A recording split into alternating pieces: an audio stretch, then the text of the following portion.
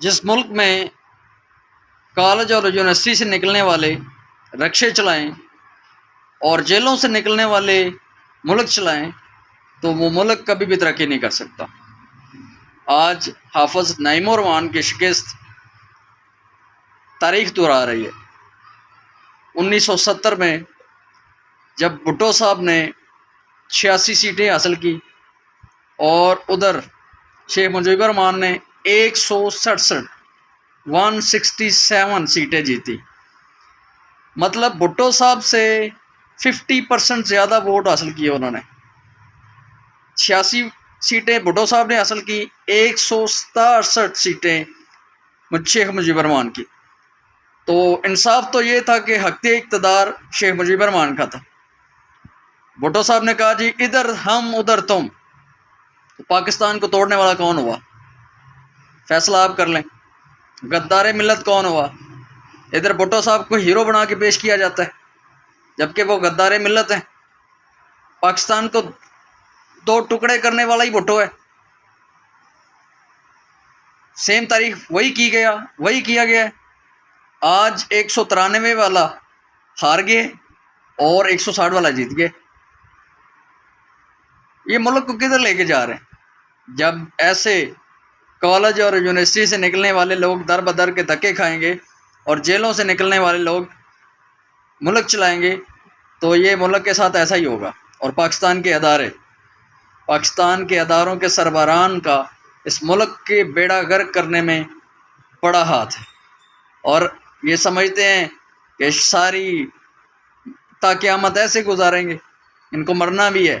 اور اس ملک کے ساتھ برا کرنے والے، یہ جو ملک کلمہ طیبہ کے نام پہ بنا، لا الہ الا اللہ کے نام پہ بنا، اس ملک کے ساتھ زیادتی کرنے والوں کو اپنا حساب اپنی قبروں میں دینا پڑے گا۔ ان کے گریباں اگر یہاں نہیں پکڑے جا رہے تو انشاءاللہ اس کا حساب تم اپنی قبروں میں ضرور دو گے، اور اس سے پہلے انشاءاللہ نظریاتی جوان میدان میں اتر چکے ہیں، تو تمہیں تمہارے گریبانوں سے پکڑ کے تمہارے گھروں سے باہر نکالیں گے انشاءاللہ۔ حافظ نعیم الرحمن صاحب سے بالکل زیادتی ہوئی ہے۔ جماعت اسلامی ایک منظم جماعت ہے، بڑی مہذب جماعت ہے، کسی سے زیادتی نہیں کرتے، گالم گلوچ کی سیاست نہیں کرتے، ان کے ساتھ بھی ہاتھ ہو گیا۔ یہ جو زرداری صاحب ہیں، یہ جو اداروں کو للکارتے پھرتے ہیں، ان کو کوئی لگام دینے والا ہی نہیں ہے۔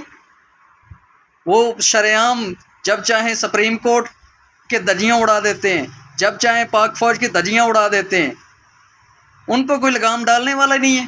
جب چاہیں ملک میں کرپشن شروع کر دیتے ہیں، جب چاہیں ملک کے رجیم چینج کر دیتے ہیں، کوئی نظام ہی نہیں ہے۔ اس وقت ملک پاکستان میں کسی قسم کی رول اور ریگولیشن نہیں ہے، کسی قسم کا آئین کام نہیں کر رہا۔ اس وقت اگر کوئی چیز کام کر رہی ہے وہ شریفوں کے شرافت کام کر رہی ہے اور زرداری کا زر کام کر رہا ہے۔ کراچی کے الیکشنز پاکستان نظریاتی پارٹی اس کو ٹوٹلی ڈکلائن کرتی ہے، اس کو ماننے سے انکار کرتی ہے۔ جماعت اسلامی کے جن لوگوں کو اغوا کیا گیا اور پی ٹی آئی کے جن لوگوں کو عوام نے اپنا نمائندہ چنا، ان لوگوں کو اغوا کیا گیا، ان کو پیش کریں عدالتوں میں اور ان کو ووٹ کا حق دیں۔ جب وہ ووٹ کا حق کاسٹ کریں گے پھر دیکھا جائے گا میئر کون بنتا ہے کراچی کا۔ تم لوگوں نے مذاق سمجھا ہوا سیاست کو، گندی نالی کی سیاست کر رہے ہو تم لوگ۔ پاکستان کا نظام بگاڑنے والوں میں جہانگیر ترین خان، علیم خان، زرداری اور یہ شریفوں کا جو ٹولہ ہے یہ ہے۔